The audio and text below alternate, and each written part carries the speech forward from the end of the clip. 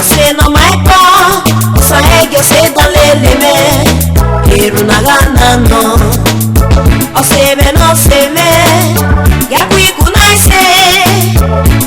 kunaise o, Magari Osugambie, Ose no maiko, Eya no mama geya, Osioma, Osugambie, Ose no maiko, Eya no mama geya.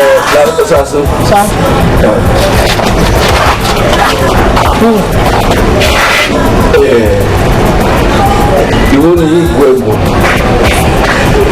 You can't wait and not find me. Total.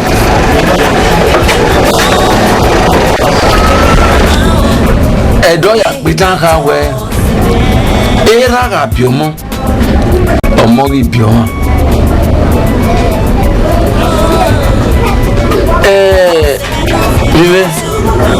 He said you are total. Nido age where ukulu ajuwana. Emi yona kawo iwe. Muzo dubo. Usene na moto. Beni mana imiodo na ime hama ya agwalo hiawe. Imaka nuwa gwale yake. Avi bie kipiani ya nulili kiani. Uwami abakiani. Wema imi okpayo bo dayiwo. Na mi ewe wawo egba onigbe. Baba. Orebe no nwa ewe. Opi anomi oku enyesi omi. When you man debe when you. Oh we. Imaka nuwa gwale yake. Iwe nuzopa egekia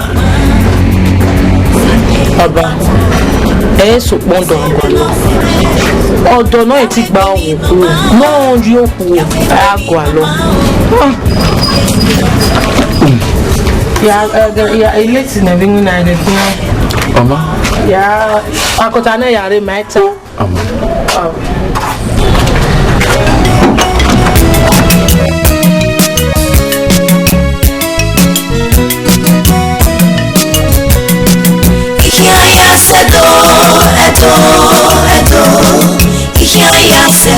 Edo mene mwahire. Iya sedo, yami rame, yami yeme. Iya sedo, edo mene mwahire. Iya sedo, edo. Iya sedo, edo mene mwahire. Ya sedo, yami yeme, yami yeme. Iya sedo, edo mene mwahire. Yaso wame okweni kwa wa. Yaso wame omu haiku miwa. Iya sedo, edo. Iya sedo, edo mene mwahire. Yaso edo no baye. Iya sedo mena, edo meni mose. Agaso edo odion. Edo asomoma, edo ye odion. Iya sedo, edo. Iya sedo. Iya sedo, video wane. Iya sedo, edo mene mwahire. Wabowa, edo ni mose. Wado wa yikeme, edo mene mwahire. Iya sedo, edo. Iya sedo, edo mene mwahire. Ya sedo, yami bene. Iya sedo, edo mene mwahire. Yaso wame okeni kwa wa. Yaso wame omu haiku miwa. Estate o. Ma estate le wa. Yo. Ya unare wa pe unare ro. Ya ni me ya ni na me wa pe we estate na. Ya yo apa unare na wa pe. We wa kan pa wa ta mo wa. Ya wa pe me. Me do settle down ke. lórí oko, Kaloba, we go in your man invest here.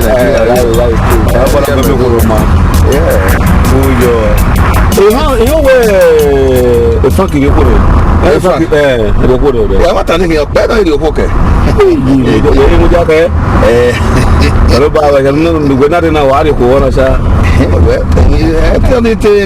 But he come you who no money. You know, I know we've been one, you know, so you know what I mean. I want to know.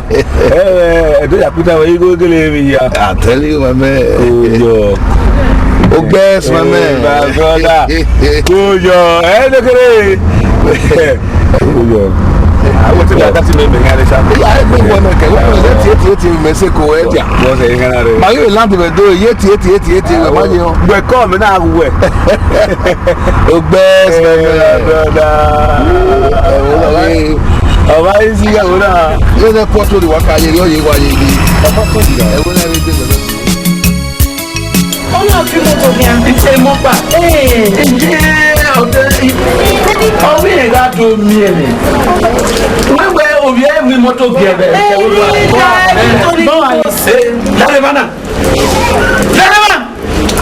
On a ciel, nous n'avons pas nous moto. Et je n'ai rien non. Oui. Mais nous. Il y a d'accord papa quoi. Non quoi. Ni gwe baba gwa. Be baba oui. Ou vient era gbeji. Wana kele mi ewete ga gbe. U ga hejo ere kana ru hawa. Obia leke. Umazio. Be nu ga ya to ta gbe kun so to e wodo. Asa su. So tu wa kun abi? E tu wa kun. Ti e mi no ri akin. Iwe nu ti e mi no ri akin. Unyi le dana. Usaka le dana. Nu gwena. Magi kwe wana hihi. Ai kwe na me. Ohonya. Na na mi we obiefio opa o radio e. O do lawa o ga so ge mi. Aso na kina no go tuna. E aso. Igi kwe no. Gunwe. Gunwe sasu gunwe. Era gwan we na gwan. Ha? Gunwe. Owa ma ezo ero. Owa na gi gwima. We gwima we. Padu apa. Usere no wo bo we. Use ti ari eke no kon we. Aguja. No ma bie eja na wenwe. E te ga gbe gelegele na mata. O ga ejo ero. Eyo pa makoko wo wana. E o saloboa. Ama we no go we. Oh, Zadwa. My brother, we didn't know. Awita. Where you Nigeria now? You sir, but Wakaita way Nigeria man. Can we are why we say money in America? Yeah, marry me so why? Yeah, America will carry. I went for a mental condition no can change when. I went Nigeria now. We do go I know how am I? I know.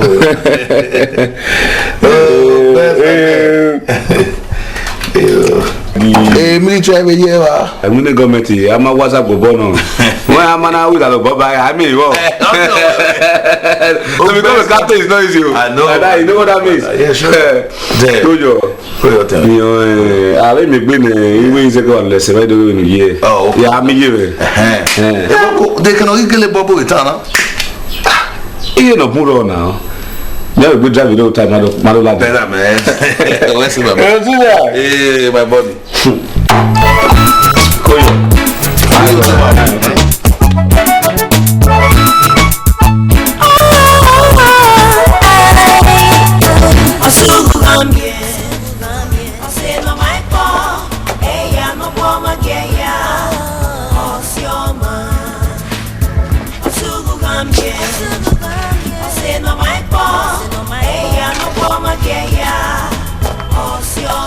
Linda, mama mo ri ma gbe po we. Ah?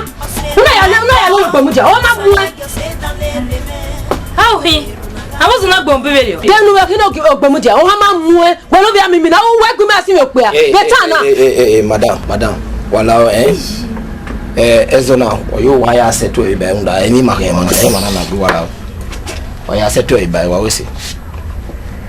We no he we, ihe ti do aye gbe memma benu ye gbo emma na. Madam wala wa ya seto e ba. Men ni atama we usuka. Wa try wa seto e ba. Iwe ni tama we. E kan ni na mi o bi a lo we. Iga muevo. Ina muevo. La lele. Wese.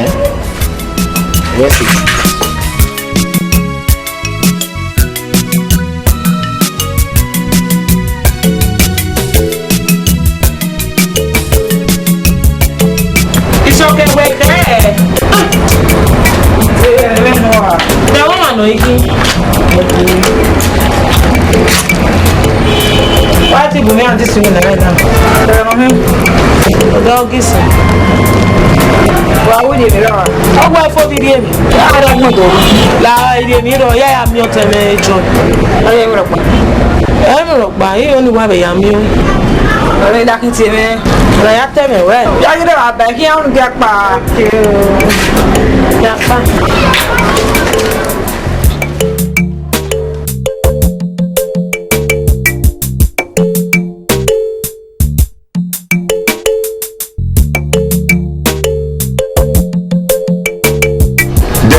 When I believe I'll be getting away. Then make go bin any about me.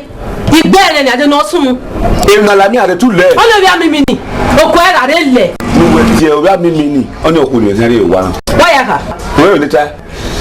Then you walk away when I go what bay you go. Get there. Yapa. I can't. You wait time away. The dog will not amount of way out come on. You want to boy. I can't.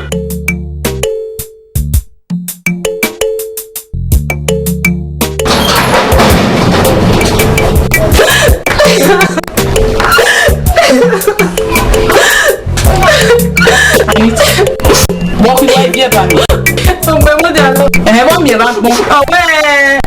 Oh, Fanny, the better again. What us? What I made? Oh, Papa, I'm not send a viepa.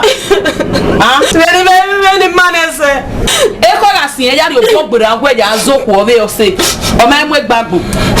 Name one gear here, but I love one.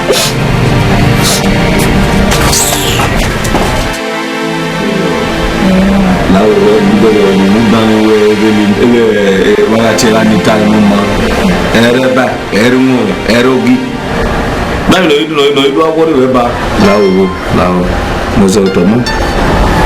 Well, American name wires in Kedra, the Yabumota, every Yabone. Yeah, a man never passing that way, or saying, I'm loud. Oh, what anymore?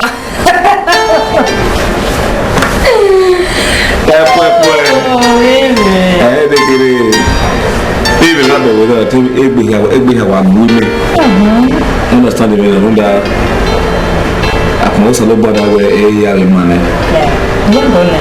Yes. I could one eye. Boys here, I've been made yummy. Yeah, I had to be one by way. Now, Didn't you? skip down.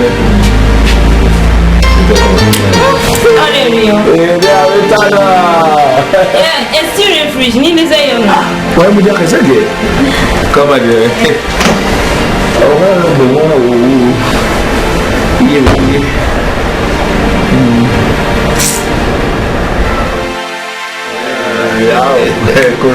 cool, my brother. Sorry. Oh, Bombo, Linda. Sasa seven and Bow come a cook. So I will know you America. yeah. Come, my sister. Don't go here. Don't go. You know, I see. Better I so good. Oh, best, my brother. Good. What we walk. Oh, give me a big one. I know. I don't know. I know. Good. Best, my man. Okay, Linda. Well, money. Of course. Daniel. Yeah. The neighbor. Yeah, mineral or something. Yeah. I want my fridge go anyway. Oh, bless my brother.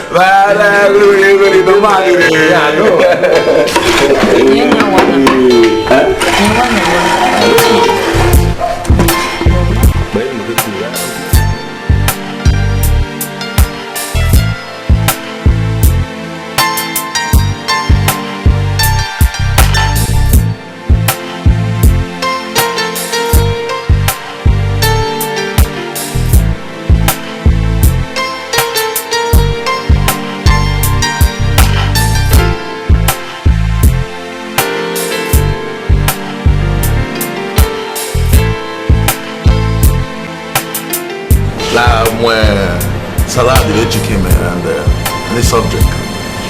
Oh, yeah.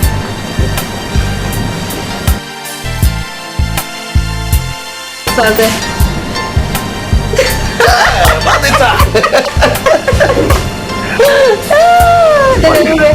Many years town. Don't me matter my way.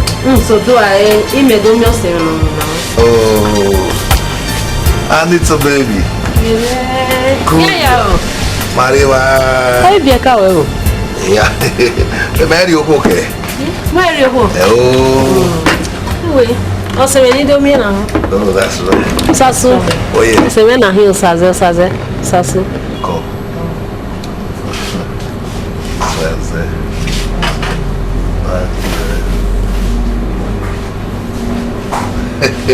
Anita, so when I want to walk, don't worry. Osevbunu, oh, you man, nice girl. No problem, I trust you.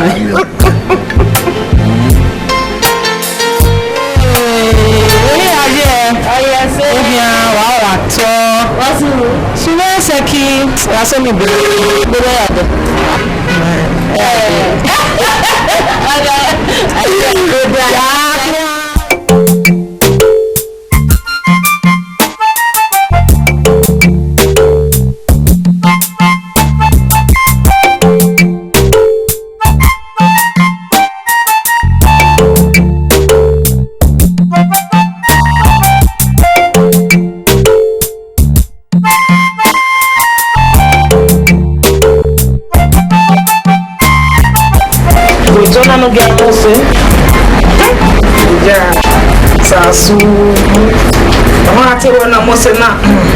Ko into na dia.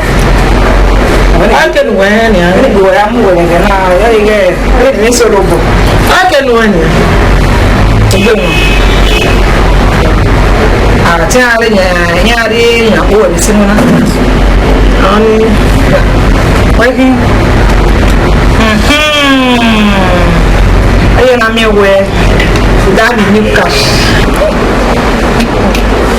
ase why ona pa igbe amopo mi ana ha me gbogbo mi da igbo ra ni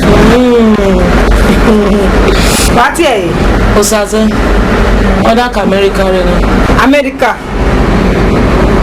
sasu ona ni amoti nya ya ibi no ka America re eni bokun ya hin ni e po mo ya we mi ni amuwe na ahwo ya muyoto ya ko ya we mo we ni o ya muyoto ala amoti nya pa ye amoti nya ya we ya ye no gba no ni kele lo le ko we mu e o wa bi me ye mi a wo ti me na e whatever me la ya se bai we se la zagewe ore bon emi ne ya mi je me sasu lako se mo se fun gba we hey o gbe ya mi we na ata ndole yi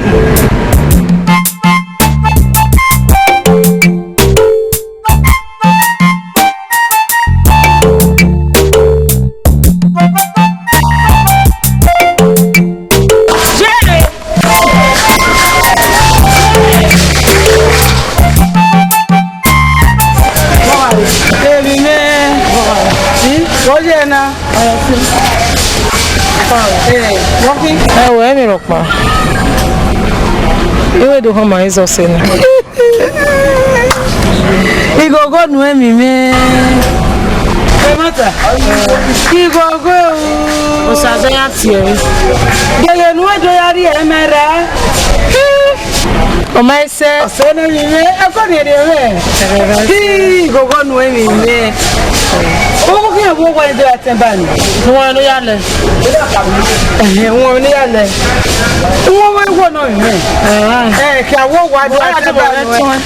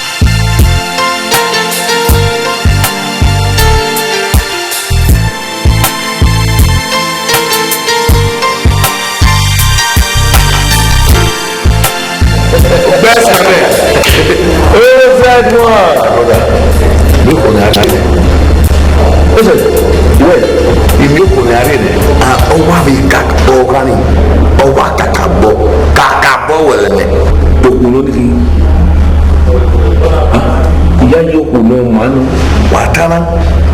Saze. We na mbio. We na ati we boku. We na we. Yes. Saze. Ikabok no saze. Saze. Bati Osaswati Sasu. Maya yo wa ye. Basi ba. Okuna. Owuna to school. School. Muna. Saze. Watana eba eleyi. Nini me wa ye wa ye we de to wa ne ma na. Yeah. Mama ebodo ma. We yo. Masa wo we. Avita. Mama re o wa to we wa suse wa sa. Wo na ni ma ye na. Wo na ma te chop money, chop momo, chop popaye. Taking that for your momo. O best one.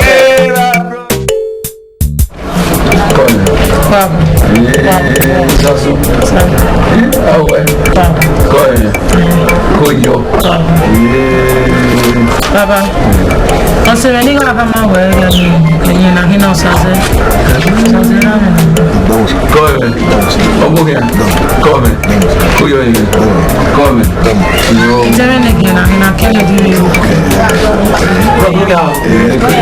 Bro, America, oye na America. Oh yes, Bro, sabi yo wa. Oya na we yegbe ma. O ga ni ba. Sorry. Baba, riye wo. Oye doge Osevbunu o tami agbe oyosewe na idi.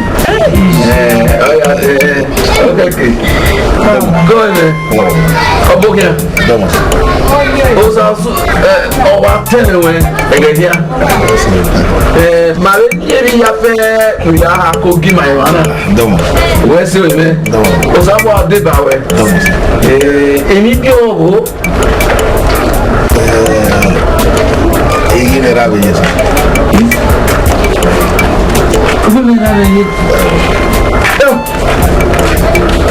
Emi ni aje ewulebu. Oye. Ara jupo, tajupa. Ara tweki, tajupa. Ari agbo na gejopa. Elo no le. Agbeli o. Oye. Wo ade dawe. Danyo na ra ye no ile. Baba gbogbo wa. Ewu ro. Ni ro pa ye. Awo. Ma le yo no le. Ma le yo. Na. O ka nu ya la wa le na. O ke nu ye mi sa le kere. Eri awo ile. Ọmọ wo ni a mo boto botari. Dale me. Wow.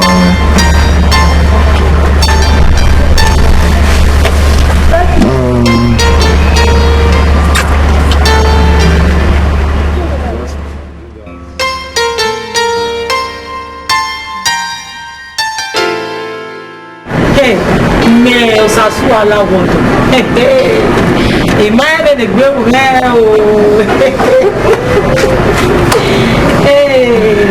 Sọ̀rọ̀ bọ́ àrè wẹ́.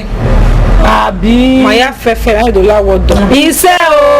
Ọ̀rẹ́ àwọn ọ̀gá bẹ̀ nà ọ̀rẹ́ gọ́gọ́ náà. Iṣẹ́. Sọ fún máa dẹ́kun ń dán. Bẹ́ẹ̀ jẹ́ ní ń dán ni wọ́n sùn. Àwa iṣẹ́. Ọwọ́ ṣàwọ́ bí. Dáná màmá. Gbẹ̀mújà bẹ́ẹ̀ lọ́kì lé gbọ́n àwọn èèyàn dẹ́kun. Bẹ́ẹ̀ wẹ́n mẹ́lẹ́ náà. Yíyá yìí gómìn gbẹ̀mújà ọ̀.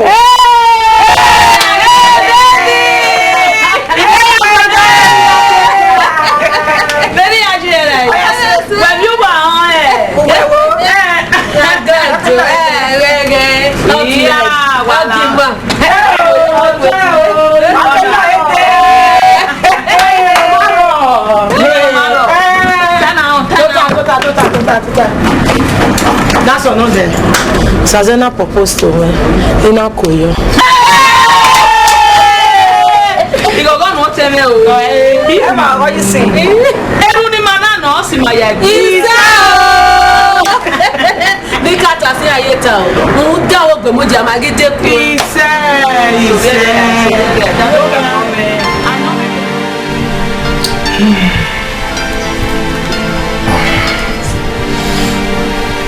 Mayo, when we only Mayo, we can.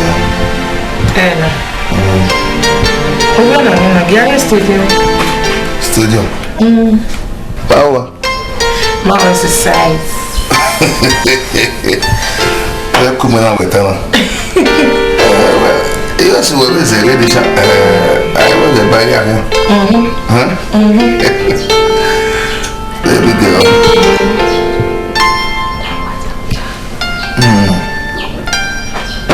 Yeah, New Year, you got to so get right now. What's here? It's not hacking. Oh, heck, That's it. Yeah, I love my body. You know, you get me. That's it.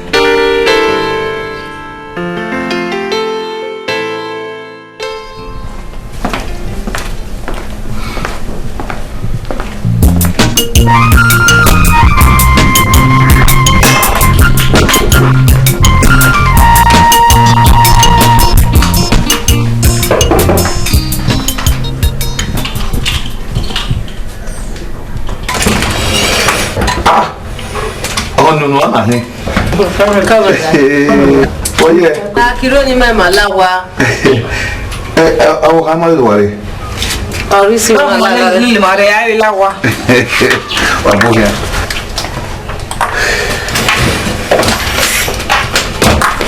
No, total. Yeah, I didn't want. Well, that's the whole day I don't know. Yeah, Europa. Europa, Miami, ni boy, Mava. Okay. Oh, how am I the worry? I will hardly see one. Alright. Okay. Yeah, you're a handsome well. It was the you know, and I want most of that.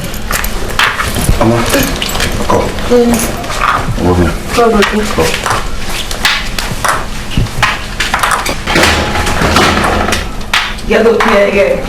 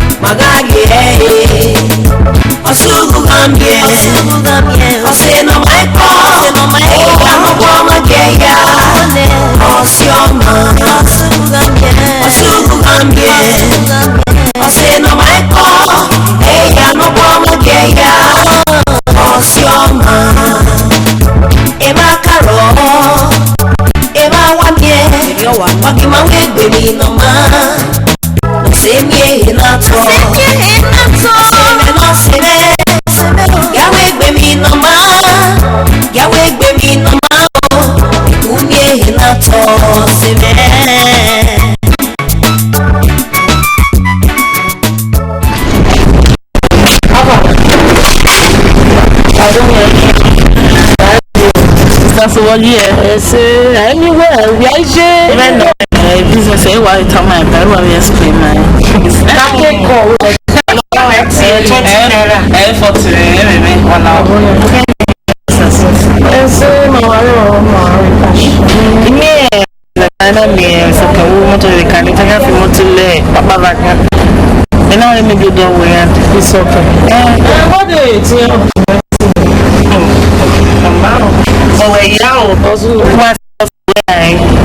what's singing with that for it? Where you are? I go down well. Again, you know. What's it, Bonnie? Or say, way, or that phone way. Now why give this again? This again sound. How are you? I am not even nice. I am. Don't know. Not by some of the here. Oh, yes, sir. He is a player.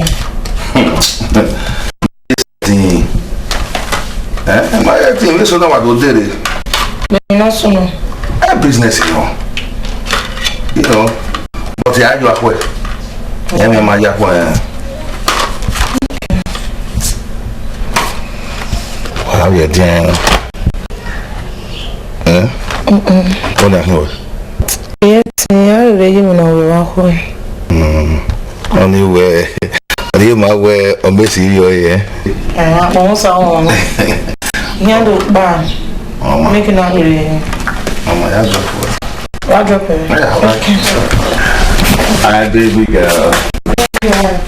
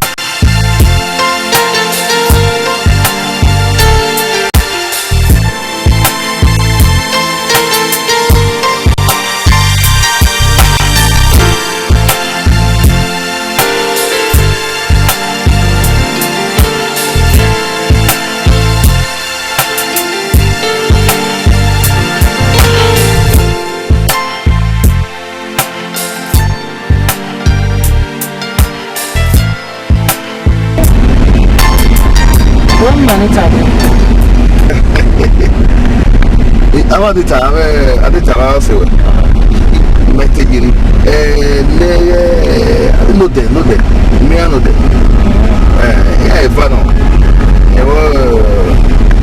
It's okay. Yeah. What are you? Here we go. Oh, definitely. I'm another one. I guess I'm Yes.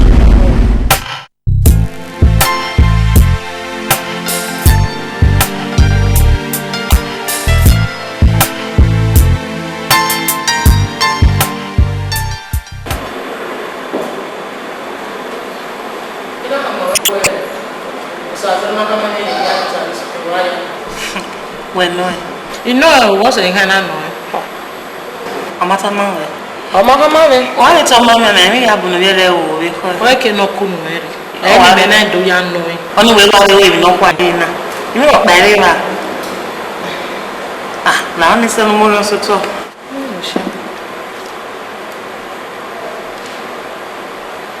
Wow, I got a name. You were not back. Well, I saw it. Benin, you pass it. If I have some women, all was in a man. Yeah, I see. A man. Okay, we are young now. I see. So, I mean, you're very, my view. I will have you. What guess? Osazee propose when Okawene we amira me ira me we mo oni ye ira we mo wari ma we ode yo wa ye ya na e do na he tai Osazee we an we gbe po ma we na we an we gbe po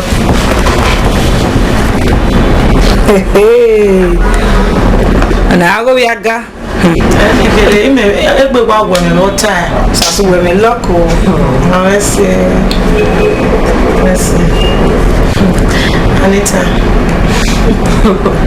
Aponsa Osasu. Yes. Egbe pẹ̀lú ọ̀kẹ́kẹ́ wẹ̀. Nda wẹ́ fi bọ́yá mi nọ̀rọ̀. Ọ̀rẹ́ni tẹ́ndọ̀ wẹ́ bá kọ́ ẹ̀ àrọ̀. Àbí. Wọ́n gbé.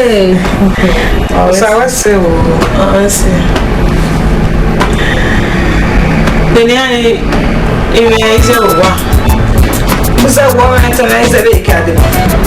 Lọ́rùn ọmọ bò. Osugu Gambia. Osasuni. Ogbo ẹwà dótọ̀ ní à. Mo bẹ́ yẹ ká. Ìjẹ́ sí pé ọmọ ìmọ̀ lò. Ẹ o, ìmáyọ́ ni yìí. Ìmọ̀ ó sàṣú, ìmọ̀ yà àwọn àkótó adé. Sàṣú máa fẹ́ ní ọgbọ́n máa mẹ́, yà wà sí òní ní ìmáyá. Mọ̀ nílò ẹ̀bùn. Bẹ́ẹ̀ báyìí gẹ̀ ní ẹ̀dẹ̀ wà rà ó sẹ́ náà. Ọ̀dà wà hàn kú. Àmọ́ ẹ̀sùn náà gẹ̀nà fún yòó. Ọ̀gbìn yà wà bò wà ní gbọ́ yìí. Ẹ̀wọ̀n ata. Ìfẹ́ dàgbò dẹ̀. Mi yá ìwọ ọmọ ìmọ̀ lò ó sàṣú. Ọ̀dọ̀bọ̀ ẹ̀lú ẹ̀bọ̀ ìlọ́kì ẹ̀lù. Wọ́n ẹ̀ o. Ọ̀rọ̀ mi kò ní bí ata. Wọ́n ti bá mi bí agúwò ẹ̀gbọ́n. Wọ́n dé òye tọ̀sí wà agúwò ẹ̀gbọ́n. Ẹ̀bọ̀ fàfà yẹ máa. Ọkọ náà fàfà. Ní mẹ́ta náà wẹ ẹ̀ máa ní. Ọ̀dọ̀ bá ha wọ́tọ̀ ohun ẹ̀ máa ń wẹ̀ mà. Wẹ́ pẹ̀ gbàgbọ́n mi òun wẹ̀. Ọkọ ẹ̀ rẹ̀ bọ̀ fàfà. Ọmọ ẹ̀ dẹ́ ọ̀gá fàfà. Àwọn náà yà gẹ̀ dẹ́rẹ̀. Ọ̀gá àbẹ̀rẹ̀ yẹ mú gbé owó mẹ́ta òun. Osugu Gambia. Ose no meto. Eya no mageya. Osioma. Osugu Gambia. Ose no meto. Eya no mageya. Osioma. Osugu Gambia. Ose no meto. Osa ege se dalele me. Eru nagana no. Osebe no sebe. Yakwi kunaise. Yakwi kunaise o. Magari Osugu Gambia. Ose no maiko.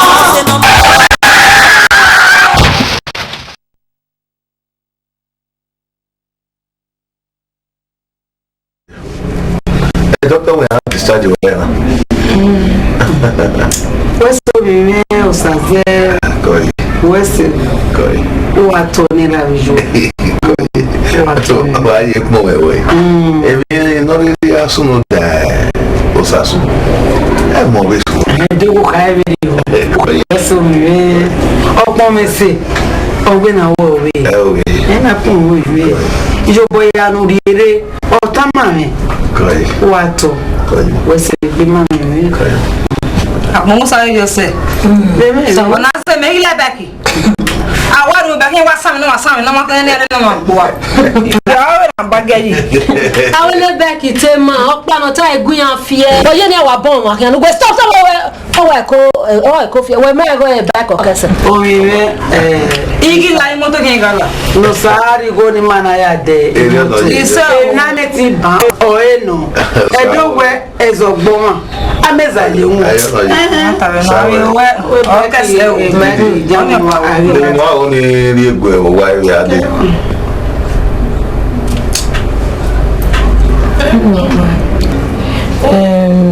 One day now, I got a long gown. I'm not so tall, so I am discharged when I measure. Okay, no problem. Go ahead, man. Wẹ́sọ̀ mi mi. Sassi, Ọ̀sáàsù ọ̀sẹ̀ wà ní ma.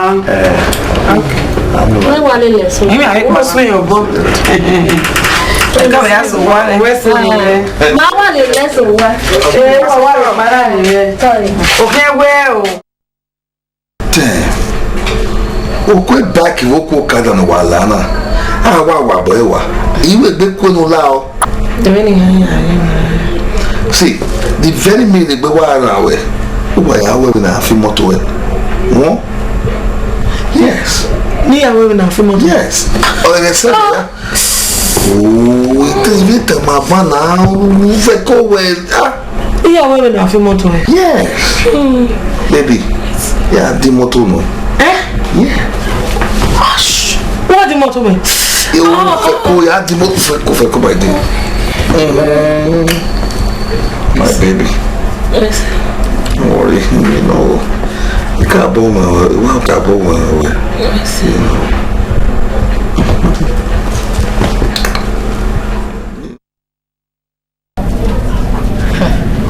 boy joy.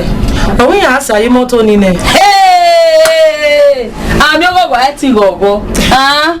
And when you are wearing a few moto. Matter. Bari o fe na mo ojo. O so bo gbe woru na. Ge eje mo pe na fi alase. Wọ́n ní tana o so bo age onari o ka me bi o ni We might have me a better answer than you as a that's a new commission. Èmi o be ni bi o ni tama we èmi ya ta mo ma bi ona wa ro wori o se ya yin wọ́n ní tana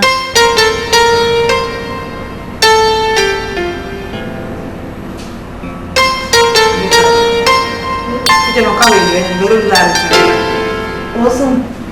Ya no pin ni here no siketi. Wa be pin o Atalu bebe. Erejiro. Oya piano. Ara kona gun lo gbun. Oya piano. Osazee.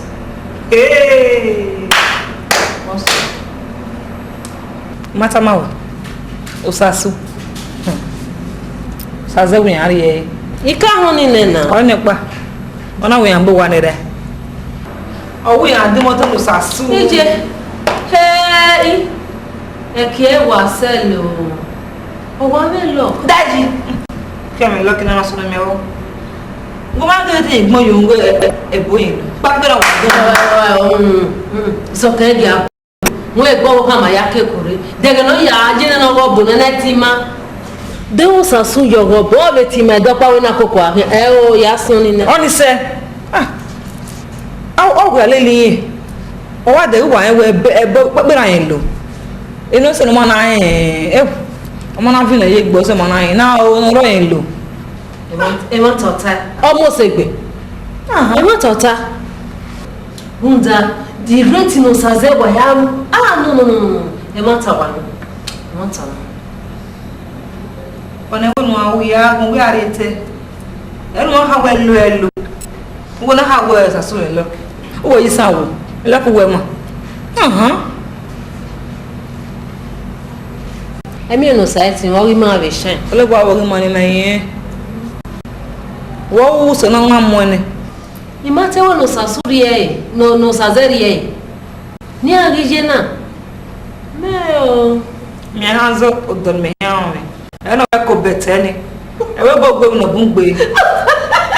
Wala wo e, o ma ru gede yo e ni. E na ko de ka pa e ware. Are e pe akole.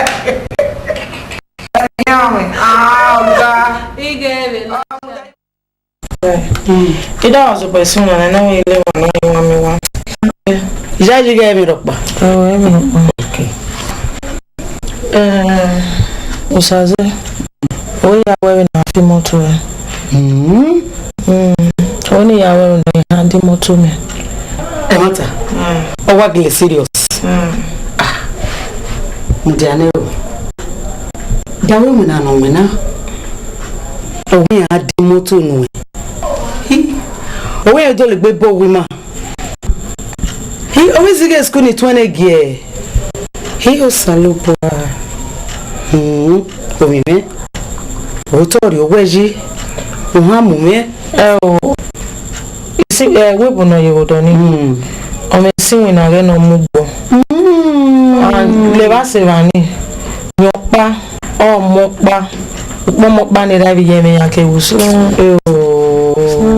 what me ya do ahia sho sis me o na because of where I win the economy Emata owo ri go na ni me o wa no me mi ona jine o we se o what ni e ban Osazee we ka ma bi se de o bi me o we se o oye mo pa wa go ekwi mama elava boy we mo beni be me se mara ro no de so mo na ro ko anita wo mi no we ike wa ke na mi ke wa ha me de wa ke wa ta ati madan do na Sha mama me bo kere sasu o se mo teki o ma ke na mu mi le negbe o ni me to mi ma wo wi ato we ma ona ma ka ma no ya mu he Tamame. Hello. Only at time. Europe by run, I am okay. Well, just be yourself. There's nothing there. Europe by run, I pretend. Well, yeah, no, when you worry, that's all. But we are here. Ami. Eruni mena ewe.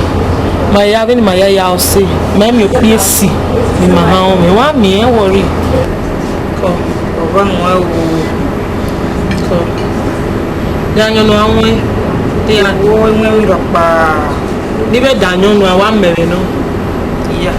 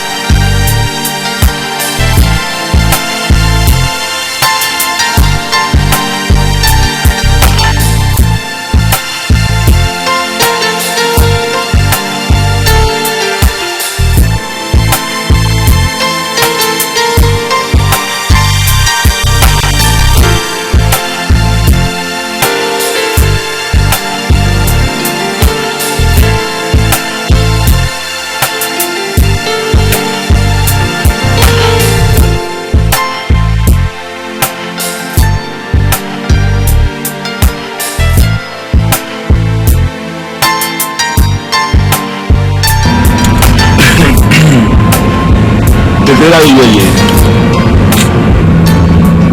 Ana ya wa gono. Iwa ni ga we ne. Go stay. Wa gono. Iya bona kele ma wuwe. O no kele je. Kamo se wa ori were. Ani ye ni o. Na do o ni wa kele je. Bo sa se we no ma kele je. Sa se ari were. Wa want to okay, wa muda.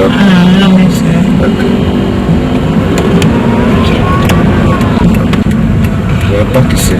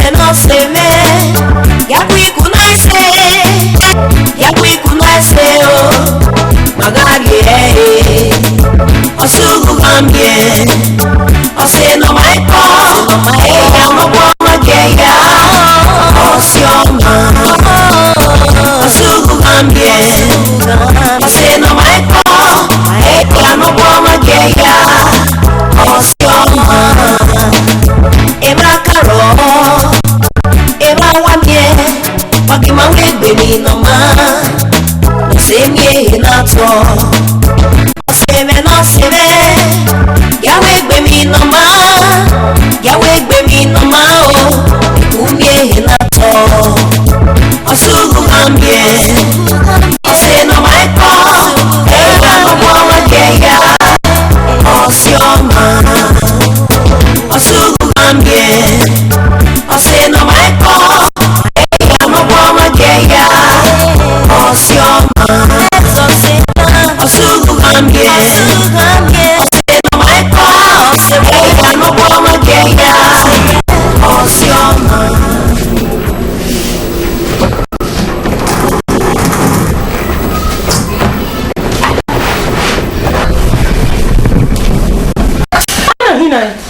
mo se na mo me. Mo na ku. Wa mu na. Ya be ti we na gbaku. Di ku no ni o ba so gwa lo. E re ma na mi la je ma na re. Pẹ̀lú wo me ti take off ya. They take care of me no ni hin. Iwo na so gwa lo je re ma no lati. O mi ya take care of me. Iwo nu lati, o we ni ti eju egbe a. Iwo nu lati han. Ọmọ ya pa. Supa. Edopa kodopa obo me awa we. Bo me awa we. Ele we ma no. Obi na mo we dopa kodopa obi awa. Ele we do mo me re.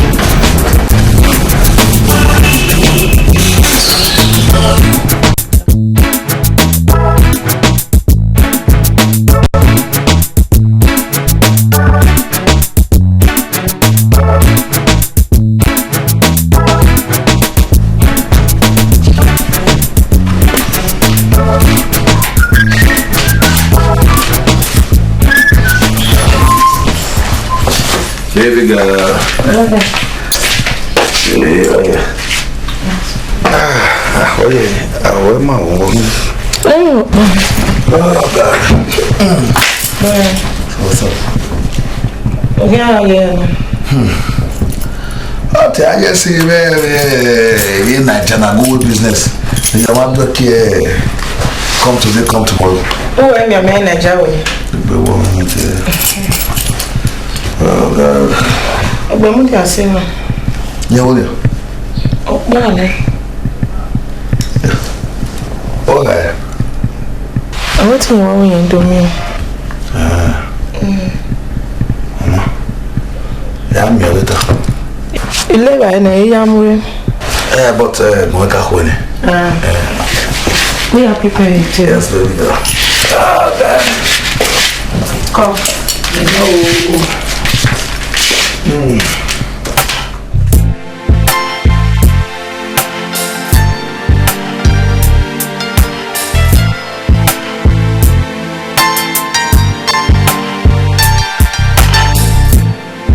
I'm in no way now.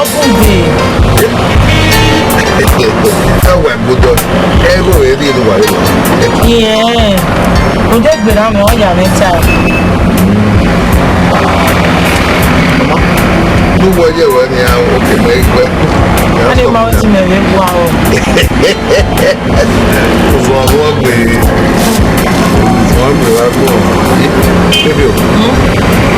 Yeah, team the Magbagun of America. Yeah. No man. On the document is on the way the properties on their hand there with the office my hand there. So yeah, they are already view near with them. I didn't be my reality. What is Susan or dinner? So I don't know. I don't know.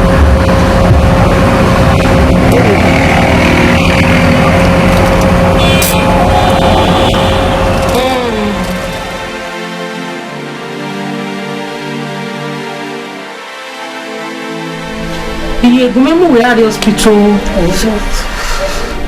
Hospital. We hospital go be mana. First we mana we go hospital. They no hospital we go man we go. We hospital. E power. What the chemist. Oh yeah, do home. When we go hospital, a chemist. How can I do home? We go no wa there be by any church or what? Osazee. Don't. Where is it? Where is it?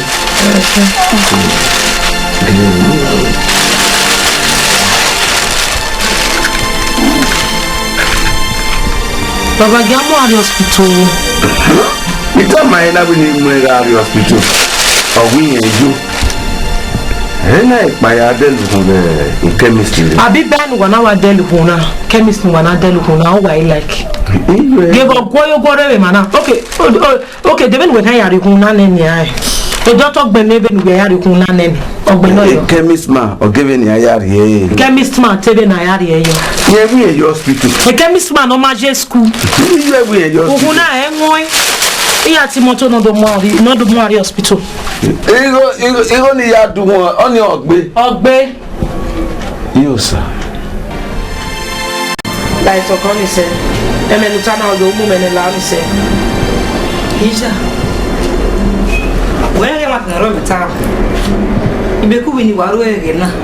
Benya ya odo. Eso iwi gwe. Oni makame. Dinya jigwe dinya majigwe makan saso. Ewe meta me so ni gwe mi house aso where. Iwe ri ore ya odo. Ni na we na yi. O we gbo fi me a. Ha?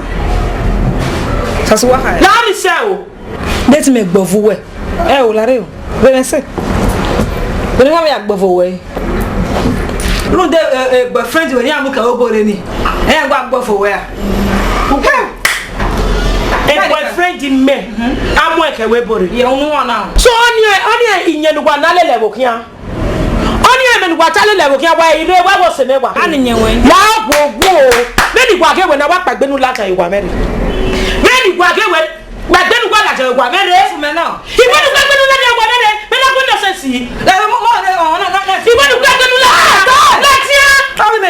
Let's hear. And what was some about what I tell you? He went to Lata Boni Rob. Let's hear. Never find where they ever better than look on down. Laja. Sasune. You want to Latia? Latia. And no matter what I tell you. And no matter what I tell you. You want to Latia? I bought one echo better. And woman no. Why who are?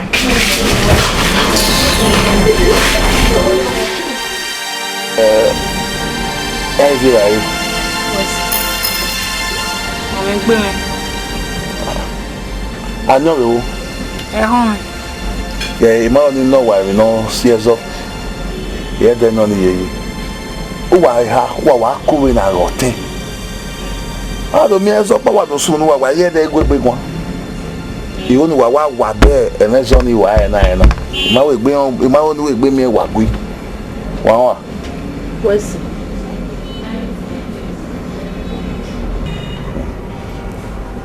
wala wagwi agiamozo for wala soka la kama muyo tona yako we na kako Anita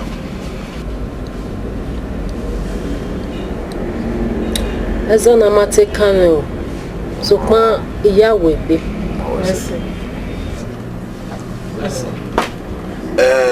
yeah, if you're ready. Ice cream here. Well, Ice cream.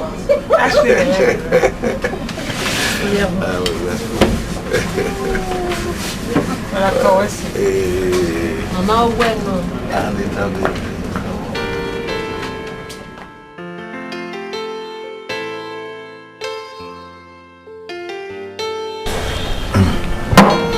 There we go. Now, they're checking out. It's for 500,000. Where you mean, huh? We are catching immediately. Hey, 999. Who do you get out of you? They're not caring. We are managing case and they go with from the States. But as soon as they say American, they are saying they are small one. What? So much. It's okay, it's alright, it's alright.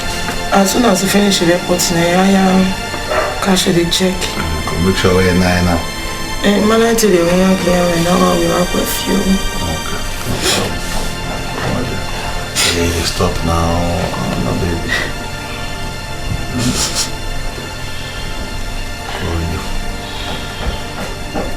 I miss you. I miss you, my girl. You know you are my queen. And you love work at Cabo.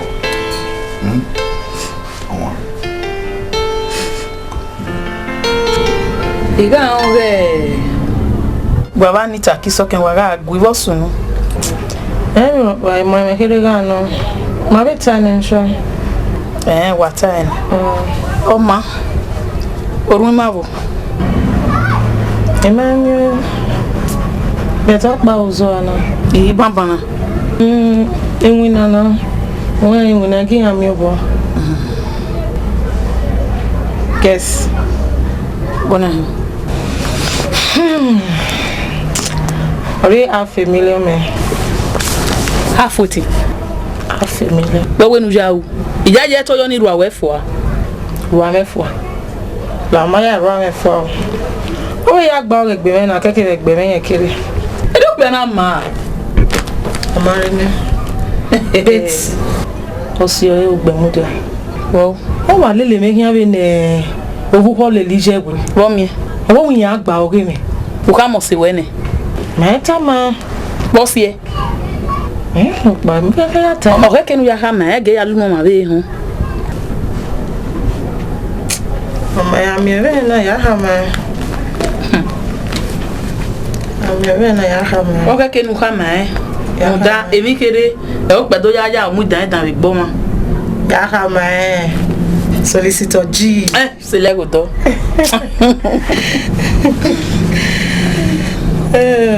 So ya je. E koro. Pe wa be do mi o na. Ke da de mama. Me na wa ko pa na. Tama. Man, so I don't know survive here. Hey, baby. I miss you, baby. O se wa gbe mu dia, a we kuno le me ko e je me. O gbe mu dia. Wow. Ya wa khian be no ya ge me and be no yo no ya le me ko mi man like e. Oh, bless my man. Even we already there only ye. But what to work with I mean one. Me.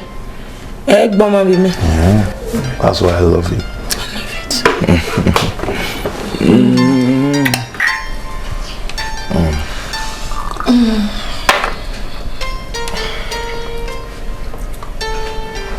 Is that me?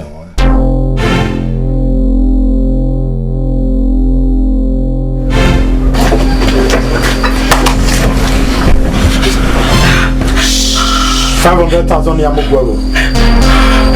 Wewe wewe ba dokwa. Wewe kama na bi. Kwa avant. Posto. Emi. Ini yo we gun fi owe. Corporate.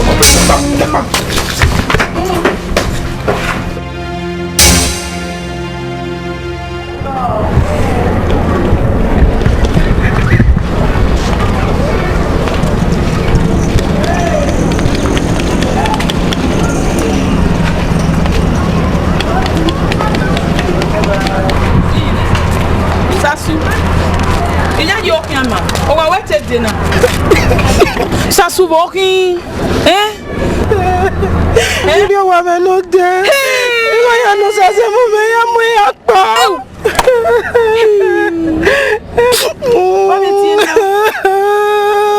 Osazebunu. Opa ne no de, o ma na so no de. Gbogbo egbe gbe go veri oni jo wa ba. Eni te mu ri wa sa be be na. Go ni.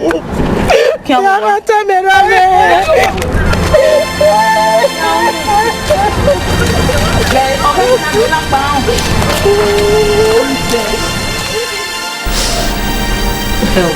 Sasu. What was that small area was in? You were. What's it say? We are one second. It was a lobo. We are my bocam. How quite young if you got a mabu. Oh, Giamatere. I was sick. How would you? I told Saloba Boavaya. Oh, Boavaya, a doctor. What would you mean? Okay, can I go luck by him? Go luck by. Go luck by the boy. Oh, that for me got that. Oh, we got home, Mark and Gary. And I know we don't know again. I'm a big Omaroba. Never say that. Oh, go up, but now who know the row with you. Oh, go up, go. Yeah, let. Also, I got not so very young. More. The real boy in a joy tabo. Oh, he came out of my lap. Oh, he cannot tell me again soon. Ele via Omoregie comigo.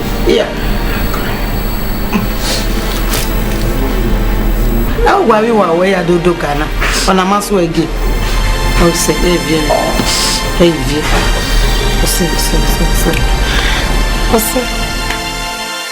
Sasuna. Domo. Why not soon that way? Ko why time? You were you call police ni.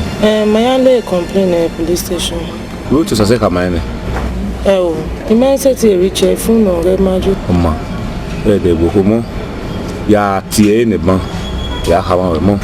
You know ka mo. Yes. Go. When I mad over the specialty, the mama did no one when I will get meal. Go. He had look Panama. So, if you can got a team, come on, go.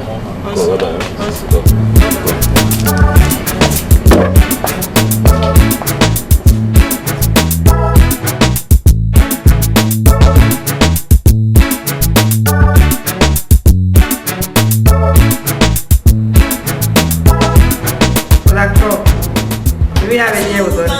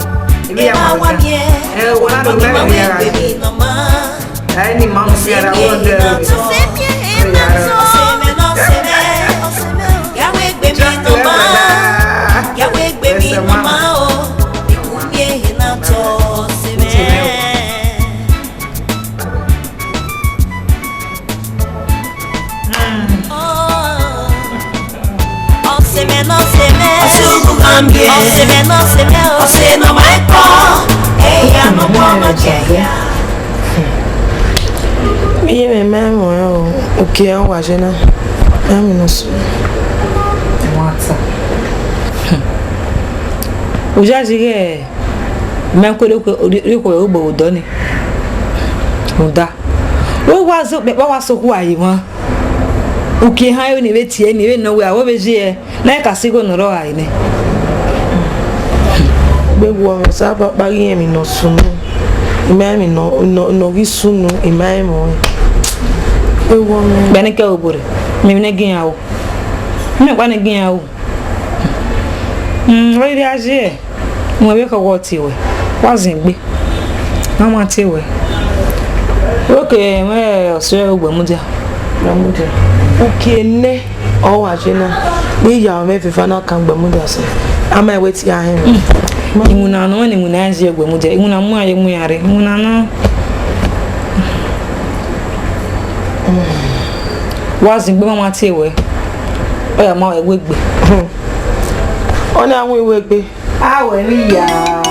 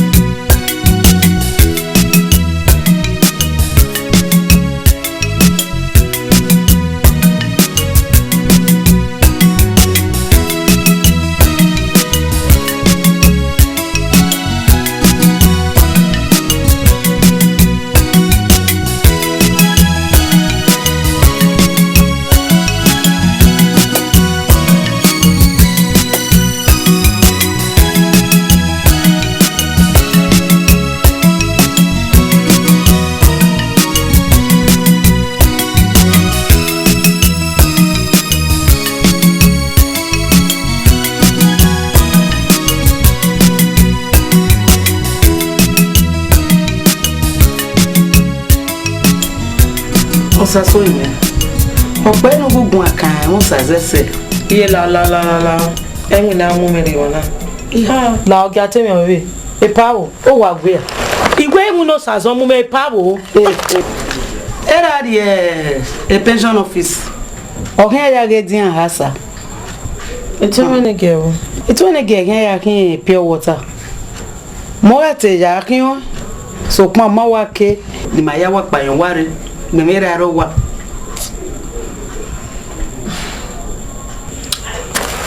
Isi na kete na we domi wa. Ye gui.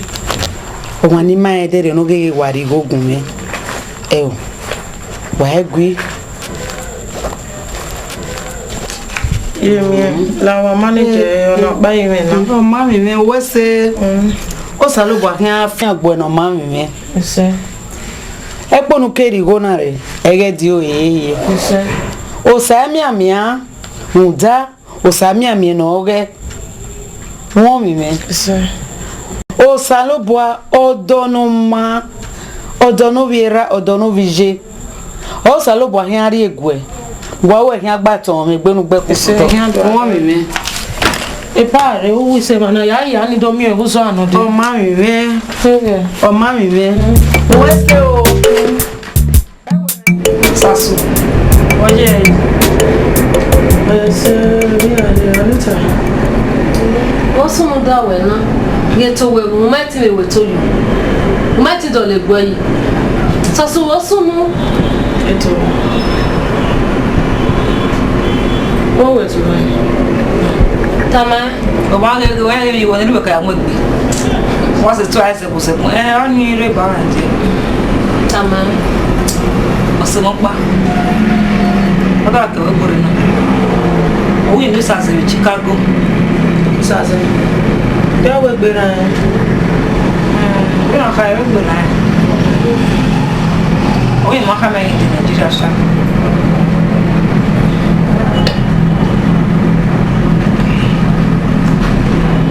Yíyá. Iná ká máa wẹ́ náà. Ẹ o. Ọwọ́ gbe na. Bẹ́ẹ̀ náà ka ẹ̀wé gbé náà. I blame me. Degbueyi emi o we sumu da bi na mana he o. Ma ke tite we ma be obo. E ma ye be dia. Ibi ere zozo. E yan ke mi ba de yo lo. Ìdí yẹn ka yẹ. Amana he mi e be blame me.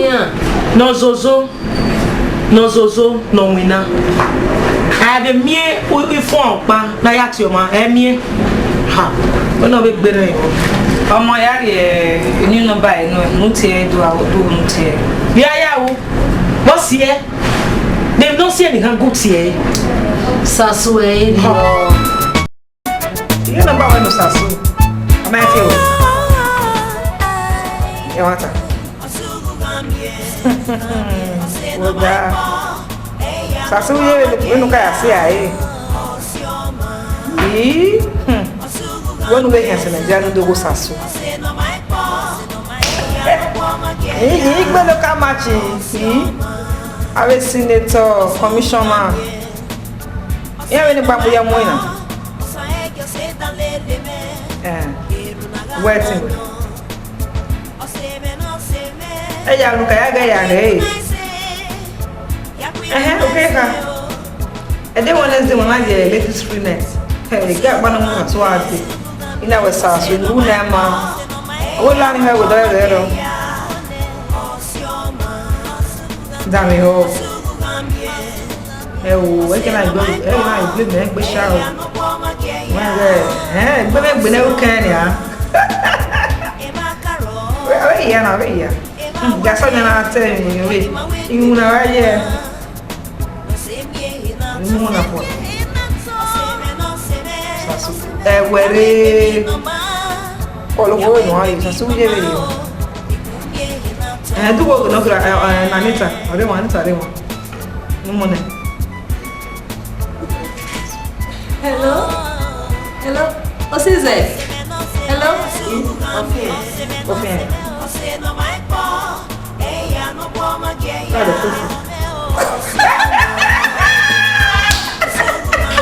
Ofia o, ọmọ afia o, ebe nu me o nu we time. Doko ya me. Merere kege. Mama ya sala kon. Ndawe saso amigo. Kuigo change. Obo saze. Da mati loko. Mi anti ande masu da me. Eh mama. We pe yere mo ya ere no saze. Ose ke mo. Ose no mai po. Eya no po ma ke ya. Osioma. Osugu kambie. Hello. Hello, Osazee. Me Osasuno. Hello. Hello. Hello.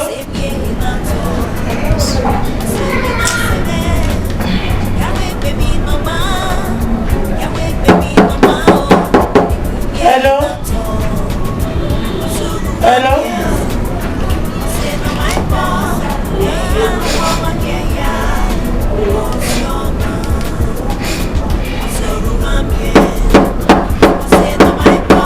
Alihi. Hello, Captain.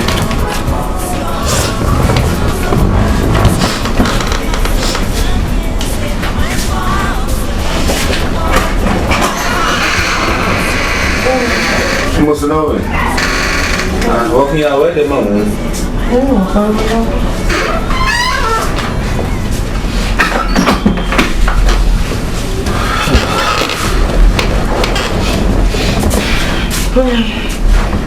Kuyo. Ya me lo paro aquí. Você vai ter benefício. What is no mayo? Tí ó kama ime no ma na ifian de to fian ma. Osazee ni wa pa me ti me kere ade. Be ma wo be sika gbese. O me ti me. Oni de ma ga imo pa. E o sunu da we. O ma ti me de me ti me we me be ti na.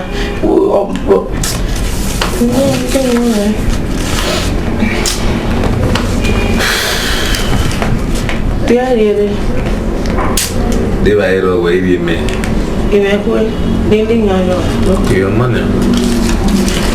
Ko. Era bi yo, ya yi we mi. Mi na ntia. Egbe bi na. Ko. Ya sa ko. Okay. Ayo mo. Ko.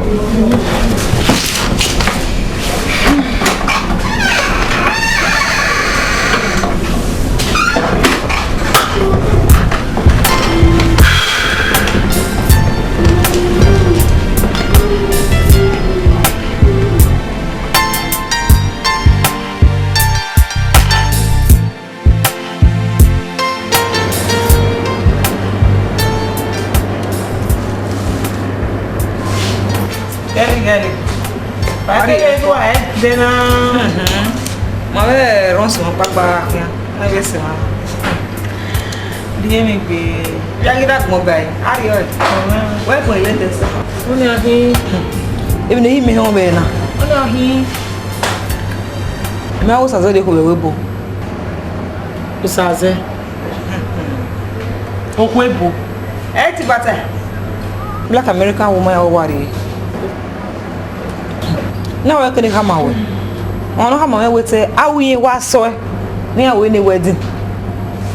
Na meta. We le gbo aka yan. Eni we masa na mu. Transfer na mu mere give away in kwaleke. Iti work we. Malake.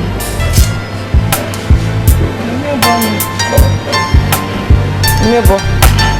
Osazee. Okere, to we no ogbe ara yo. Like ba.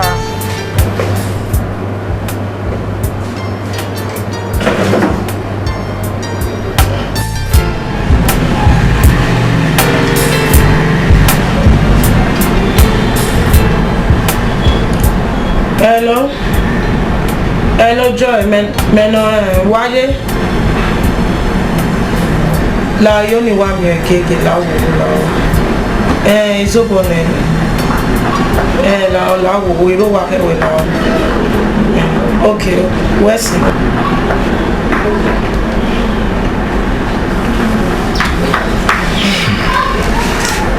Kuyo. To. To. Mo wa se wari oko ipo le odo. Sime. Osazee. Atama we. Isoko ha ma me wa ma no ke America re na di outa me. Oto we. We ya Osazee ati we be ni. Well, me maya you. Where emi a figure there, then I be say figure there. Where na America here. Where be the gani popo wori on gbe. Wa ko wa last man di where the popo wori on gbe. Se. Wese we gbe.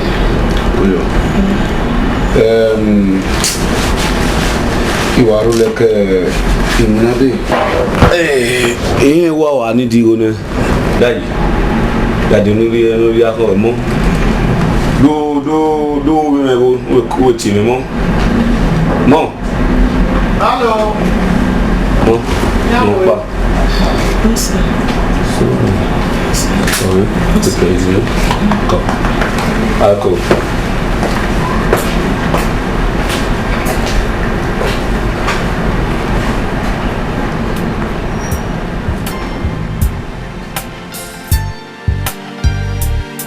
What was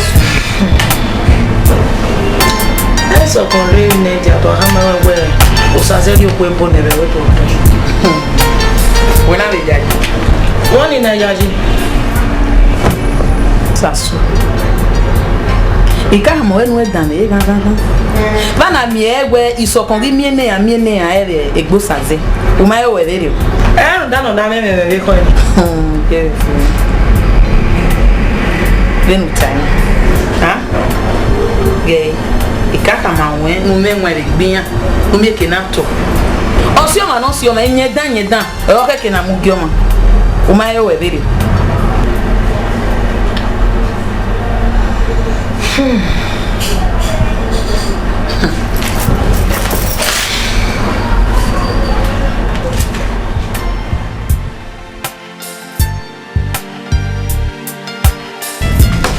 Caesar. What yeah? Yo. Odogo. Ni a ver, mi na vez ahí, office me llena. Yo, Osazee. Y mi na pata ni el plan de manejo con baile. Y luego que está. Pero mi padre me quedó ya por ¿ah?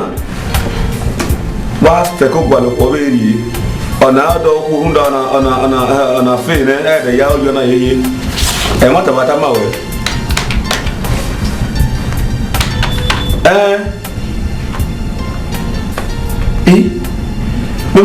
mema ka muwe wa no ma di nya ala me wa ne boy de animo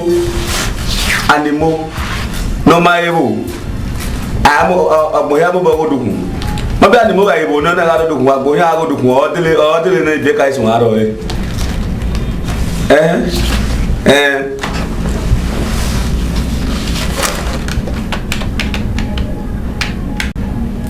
okay awa ma be ni ogare uzolopa no kan sun mi aka mo gbe ya de gbe de ja owe mi on ega wa no do ko ye iyan ko yo o do ya ye wa ya wo ni wa fi bo do ni han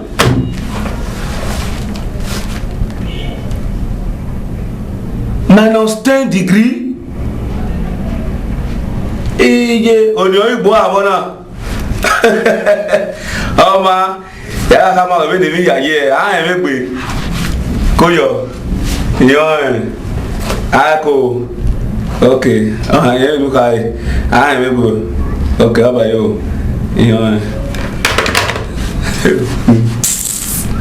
Osazee ya gbe mo pe ni ke wa mo weta mo na we ko so kwa yo to. Hello?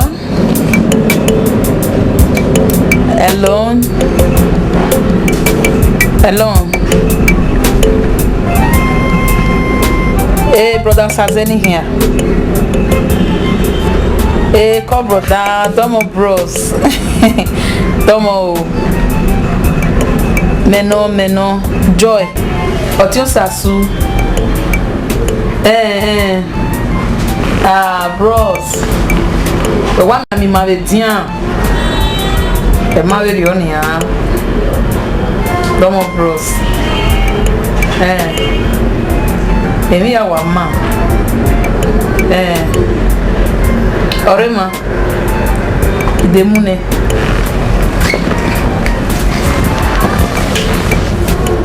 Hello. Hello, Osazee. Owo epo no ri ewo. Hello. Hello. Oh. Wagu no e wo kan e. Money na no e. No ri okwo epo no ka ma me yen do ko epo ne. O bo se na no e mo wo kan. Sasu. O kan ri e me na jori o gbe. Oma, dia wa se me na e ve no je. Mo ye ma gbon we. Yo ese.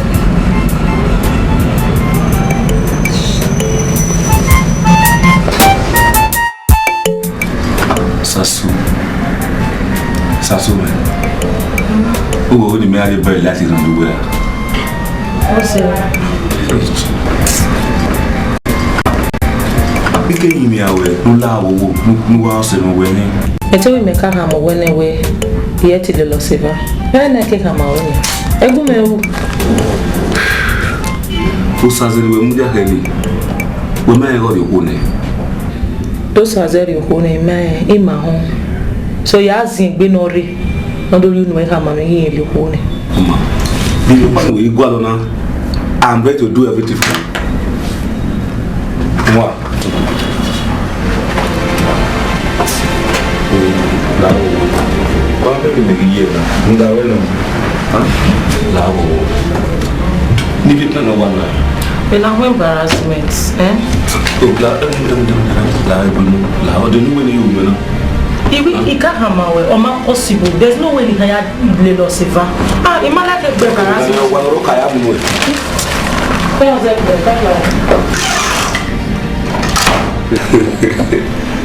Está bien acá. ¿Cómo me va, güey?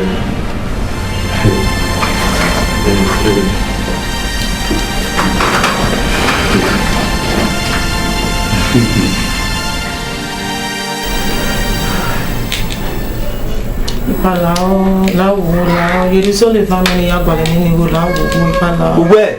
Ipala go lao. Uzoleva. Lao. Niri enwe. Odu yan agbo e. Imi o yan munu nu ya teme ni. Imi uzoleva nu we. Me. Lao wo, ima wi asa ya asa, igo egwe me. We ko e wona ti meri o wana wuku. Tiri o e wuku. Imi enwe na we. Igo ni mi wona yari ba e. Ni meri uzoleva nu we. Ipala. Atowo munu nu ya teme ni ma we. O azara wa gbon. O era wi o wa to me. Ewe mu wo sasu. Omo so we ya won do. Era wi o ma bere o ma, omo be ya ma bere o ma ya won do. Agwo ejo ni re iya gwe makere ni go na gwe me ni are ni we ya asanyi me pa la gogo la o erun di me wo sanu do ati ebo me la gogo igbe adi go we nu e la gogo we le bo ri we me gwe pa ware ya ri enu e pa la ye we ye me ni ari go me la o igbe nu ri so le family la gogo ya ri enu e awa gbon agwa be mi na mi go me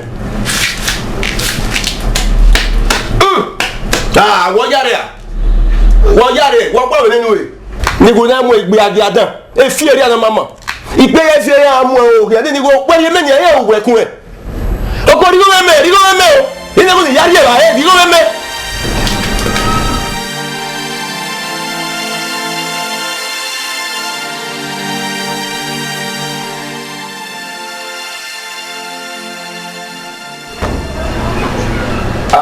Olo ina go me domo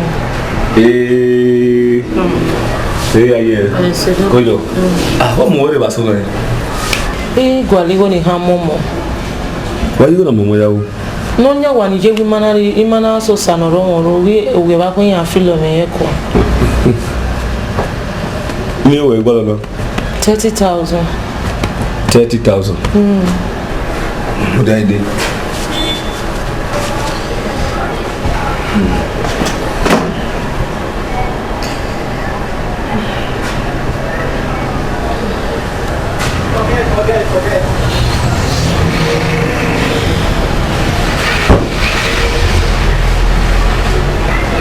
yo.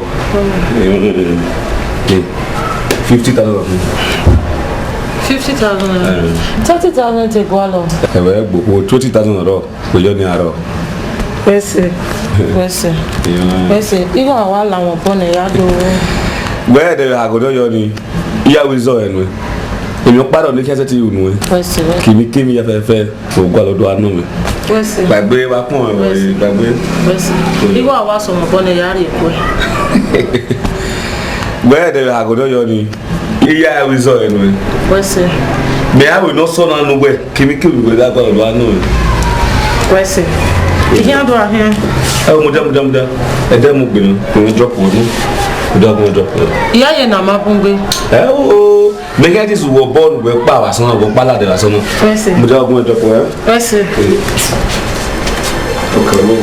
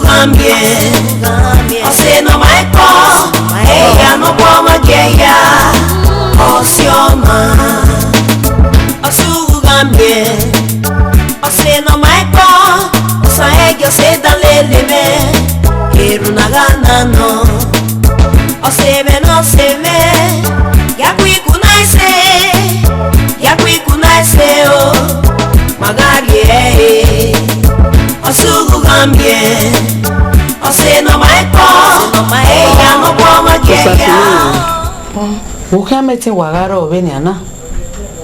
Ade Osazee miamia. Usetiri yege neno sodo wena. Je. We miamia mihamu wewe osenya Osazee. Oni masi mirokba. Egboy Osamaka uwawe Osazee agba omegbe. Ameti miewe osioe. Osaka uwawe kin agba ro. Ya sufo magbon. Imaya no gbano. Yeah. Imaya no gbano ni lele ama weti ha ya won. We ma we Osazee ri ko na dere. Ri ma won. Ri ma.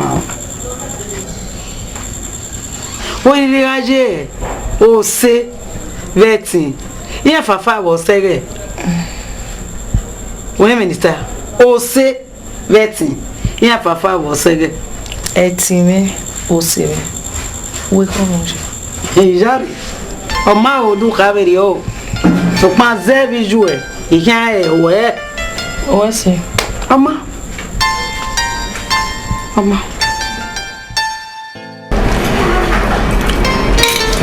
Ai wa ko gbon ma we le so. Ya le wo ni. O phone like is okay go. Na ya ko me. Pa. E ba gba phone. Any ma. Why soon now? Sasu, guess what? What? He's talking me one clean guy from Japan. Hey! Emata. Why new guy with sha? O Johnson me kanu.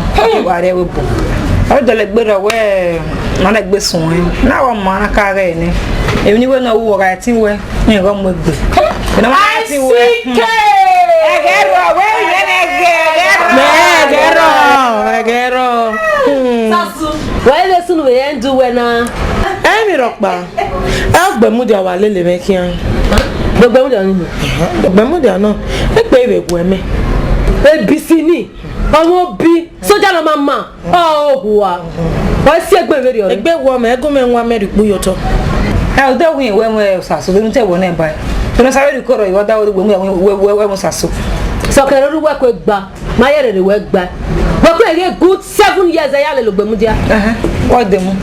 One na dem wa bala oyina. Mi no gba. Mi no gba. Anyway, me trust Sasu. Here follow mu guberi elele. Ime wanyo a. Ogboni. Wanyo. Soja ni mama nu egua na ti pa kan. Ogo me o. Mandare no ri o.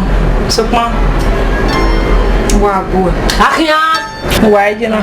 Wala yan kire ba. We go down na yetu e go pa ya beli maya. Awa ja se ni e wa no ege we mo gbe mo jado si eso ni. Soja na egua pa kan.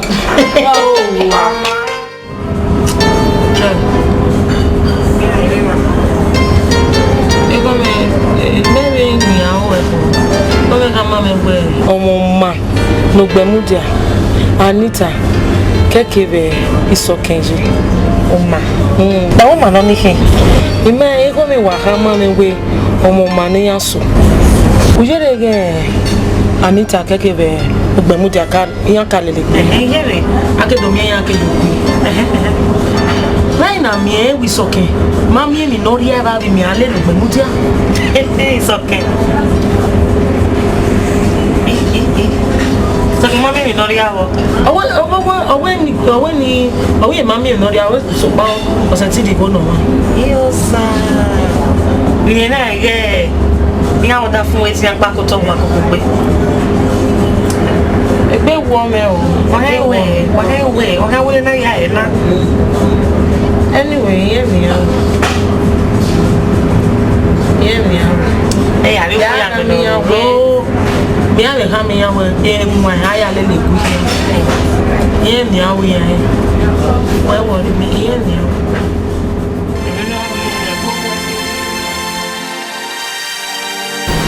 Osasu egbe ma se de rara ni isabu bu awo ile sunu na we ne ya go pension officer na ona ko ya do ti me wo wa ni egi bo ni a oro wa ni oro wa mo se o mana ti me si mi na si aga kama wende mati ewe ize tiwe phone rare evo maria wote ma network ene ga de wasona oge yo ga watuna o ma ki akin ga boya o bebe ni go go na ga ya mo hospital dia bo ari o wa 5,000 pada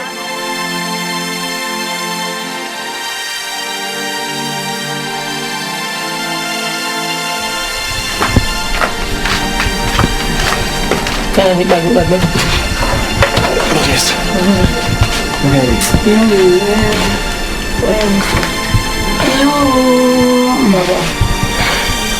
Baba. Where you are now? Oh, where go na de Osasu? Where you are now? Iye message is so Benin now. Wando Mari hospital. Edema hiare ne. Edema hiare. Bana mi moto na ya Mari hospital. Then phone. Baba call. Go. Hey, salombo. Bien phone. Hello, Bamudi ameno Sasu. Domo. Oye se era meno la wa ti ri owi ma asona we ra me basona egbe ma de ra me yi la ogugu la o mi ke na do Mari hospital Where's it? Okay, where's it? Oh, we are there. Oh, there. Abako. Oh, fit mo ya me na mu yo. Dari ya fit mo ya mere zege. Afit mo ya. Zege.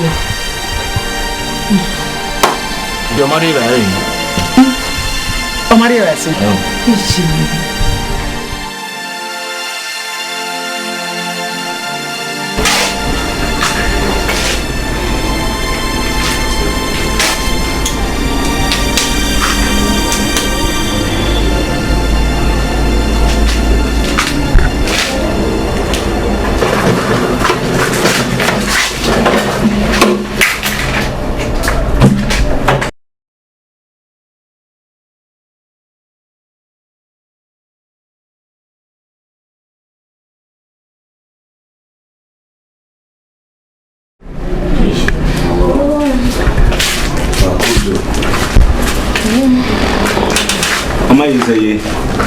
Osazee. Yeah, you obviously then. Obviously, never know how. Respond to treatment, yeah. Okay. And I have a discharge. Okay, you know. You. Okay, I do. Captain, what's it? Even you know, we make a cake. What's it? Maybe I ask how it's here. Salo back mo no gbe na me ye me mana we no we do ni me kan you na we were had discharge we go okay ya we very bang won me na me na ya di go no we discharge so mo ade wana ka bogba we was mo ko yo e kan do ni mo na e you are ka me pa ni mo ko ai ko What's it? You want to take care, man? What's it?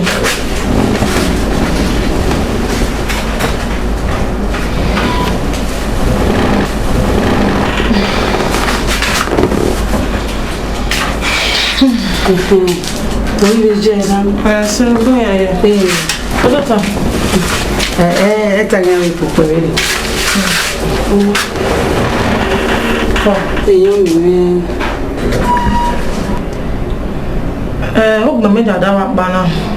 I ore. Oh, what da me o. Sisi wa no. Eri ama. Mi adasun. When we aladamu ehwa. O mi no gwalo ne ba. Ama. Nwa na wa yi mo ga. Jabe age ne. Nwa na wa yi mo ga. Na tana. Oni no. Ko mi me. Igwalo se we ade. Ko mi me. O ma me ke de na. E ke ne jo ka ma ne no sun. O de ji e. Ye me. Ane kere o. Ima mi ni ga ti ta mi me. Emi o be ara ti ata na. Sabo amo e bi na. Ise. Obe mi gije. O e fo be na o. Akwo. E Sabo ile na jo. Ya kama ina ima go na wanda. O jaju. No de ebe mi wo o gba mu de we mo ro ni ya asayo wa ni. Sabo amo e bi na. Se mi Koji. Yan mi kom. O igo no ro me ya gwa le go. Ya go le gbere ban. O saba no gun mi mami ya re ban. Sa gun mi. Mo Koji. Yan mi be. Weso mi be. Koji. Be wa o. Weso me. O mi be. O sa wose. Je ko. Yan mi be. Mi be. Ko. Wa ko mi. Mi wo je na. Ma ibo ni aze ale bo.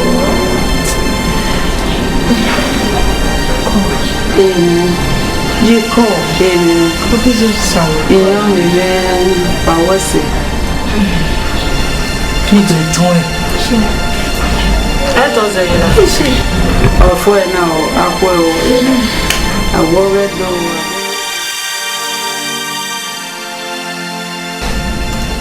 Sasumi. Babo ni. Kuyo. Vaya se awoyo. Se dama. Si ko. Iwe do we aso we dere. Osasu me de na me po me boy. Ona me na hamuwe do we na ti ko ni me. Ba son pa kekan. I'm okay for the rest of my life. Ikaramawe. Iwe iyo kwa sonpa ena kekamawe. Yeah. So kwa kede de we utabo se ti lo se va. O ya be tabe lo ni ba son pa kan wa no. Ya we. Wa we una ti fi ko we ye. Zevi ni kai. Yari 500,000 naira no, $500,000. Ya we na ya ti. Ya ke. Oni we gbera. Owira wo ni gbe mana ya yo se ye.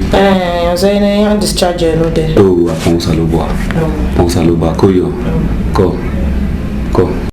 Muna we ye. Okay.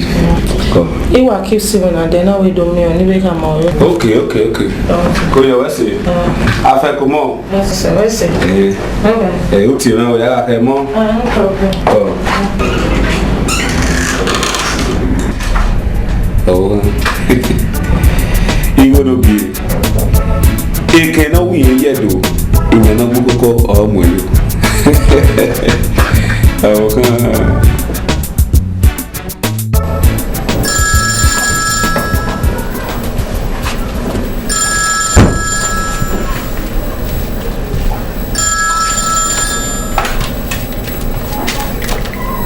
Hello.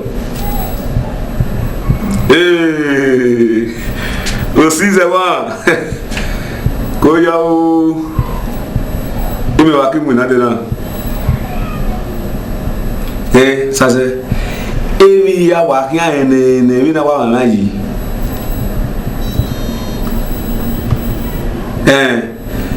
What am I talking about?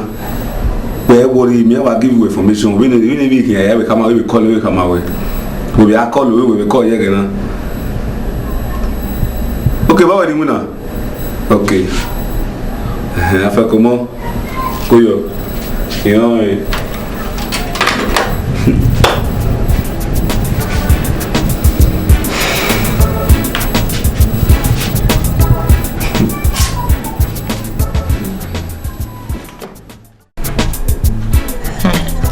Bon ça baba hu ene. Eko. Ko. Eko. Akwari ba kadi kere me kere o wada re ba fo we na lawa. Bon ça baba ko. Yo. Wo se veti ke bi wo. Eko. La jamais genou. Ebi. Ko. Omi me. Wo se eti iwegbe ke bi go nuzele lima. Wo se me. Mami na wa ge we me. Onye mi an se me we me. O wa bi gbo mo be ni na. Ye. Me. Osalobo arieti me ni yawe na ya. De osalobo. Ye se ti we me no pa. Mo heke no mo osalobo heke no mo. E mata no me. Baba ko. So pa o heke ni ye kun dawo osalobo. Toreri jobore so pa wi gi won o na ge gbo won buwe no wiwe osasugun we udo ari jobo ni ma o wese wiwe won ikapon osalobo aneban ipon won osalobo awese ipon won Eyukiwe Kennedy yanko ye school beno. Ya ma ye school me. Igwero. Wewe era mego. Le va se va. Bemara. Igwero. Ya. Aya ni we gwa la we no bo se na Egbe iwo we na mi. Uya obi o kan. Uya baba ko. Why I love you gwa. No na te dari ra e to tane. Kere, okay. Ija. Baba ko.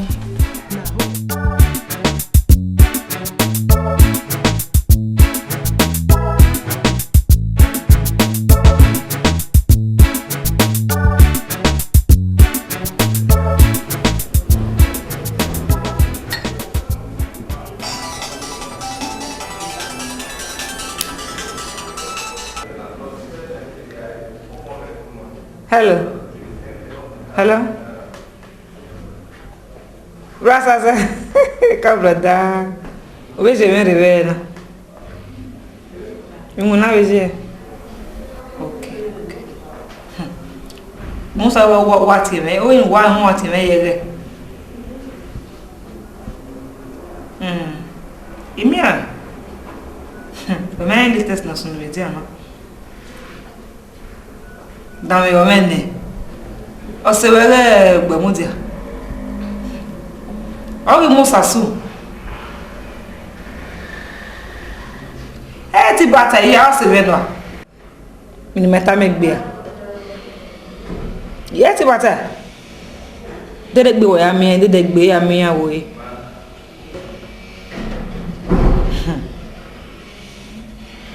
O ateni aije. I wouldn't want my work, you know, I can no way. I know you were so quiet, yeah. I can no son. A friend. I can't no friend. Tell me a tiny birthday.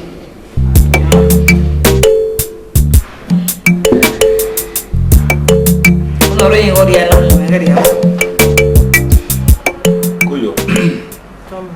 Eguye godu ya TV cigar office. So we come na wa kotala na de yami. Kuyo gebe. Well, no tai kuyo. Kuyo.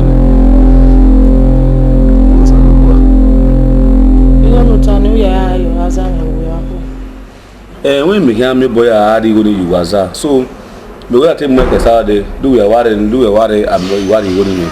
Wa kwe. Akota wa kwe. Me obo me do bo yi go ni. Do bo boro yi go ni ware wa mi go e mo. Mama. Isi una kedu. Akpa. Mo de na ri mi me. I want to.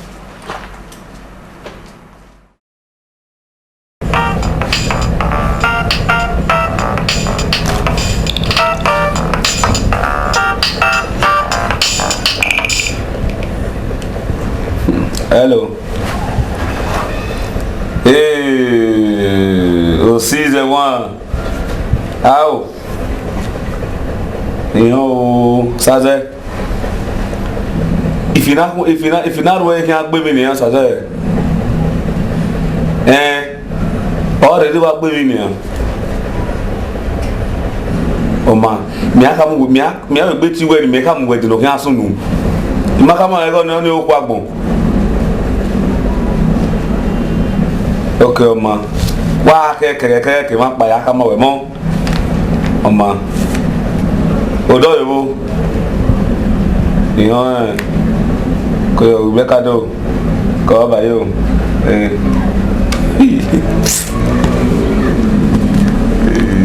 Ate mo, ate me be kan ya ri.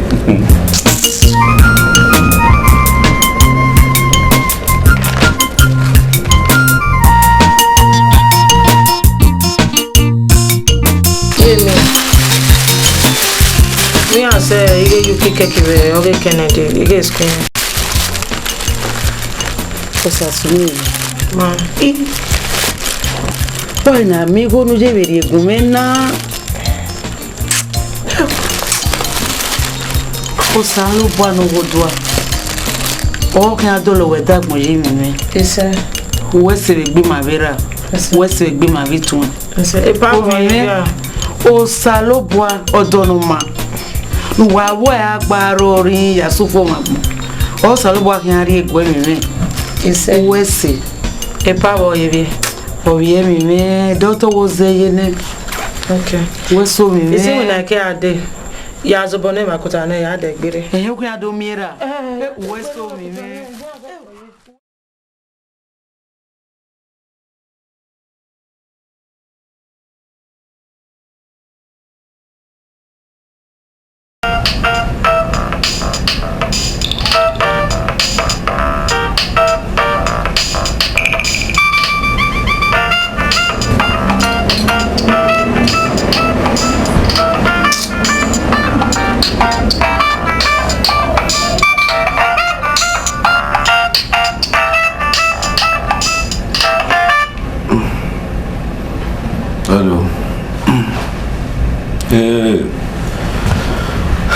Osazee. We have a year, 90 year. Le o kabeya we ni awuna ukere wo yin o eno ri kan wodo nda avin ba kam we no ade o kan sun o kabeya we ni awuna wo yin o we don adana en do ri oko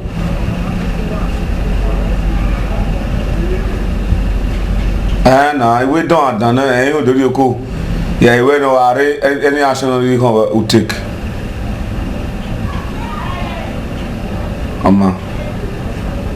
Mama, go. The boy woman at the bar. I am a big.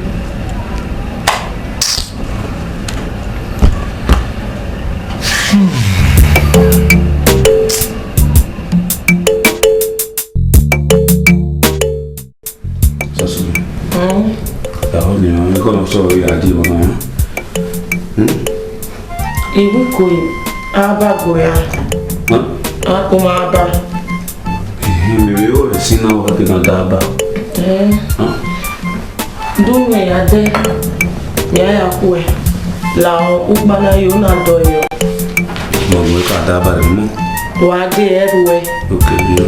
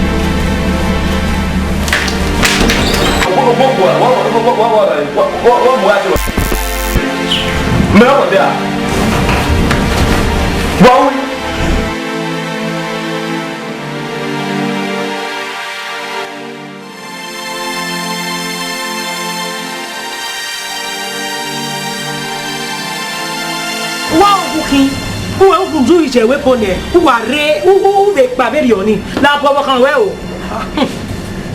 Where remember where just there? The now Makobe or Kobe. Oh, weapon ya would a weapon. Me. I know me no. Eta ni ata. Yo now. Even though you pocket me. Lao. Ikabo wewe. Ehome ya wewe lao. Ukabo me wenene. Ukabo wenene. Oda seri ayi wenene asuse. Ukabo wenene.